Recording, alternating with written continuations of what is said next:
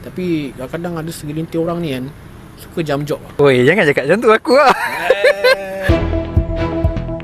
Aku terkejut sebab aku dululah sebelum aku ada mindset yang sekarang ni lah. Maksimum aku 2 tahun. 2 tahun je. 2 tahun. Jam lah. 2 tahun aku jam. Kecuali paling lama aku dengan brand aku sendiri. Yang which is aku buat production printing lah. Tu paling lama aku letak effort aku dalam 7-8 tahun. Tu paling lama. Job aku yang first 2 tahun lebih. Ya, pada masa sama pun 7-8 tahun aku kerja dengan orang tak. Sebab aku macam okay, aku ada satu mindset macam mana.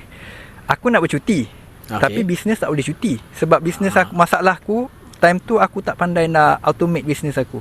Betul. So kalau aku tinggalkan bisnes aku, bisnes aku tak ada orang run, tak ada duit. Betul. Jadi macam mana aku nak buat? Sebab bisnes ni kau kena fikir semua benda. Kau kerja, orang fikirkan untuk kau buat kerja je. Ya, betul. Kau just proceed je kerja tu. So aku fikir macam mana aku nak bercuti, aku kerja dengan orang. Tapi at the same time aku dapat knowledge.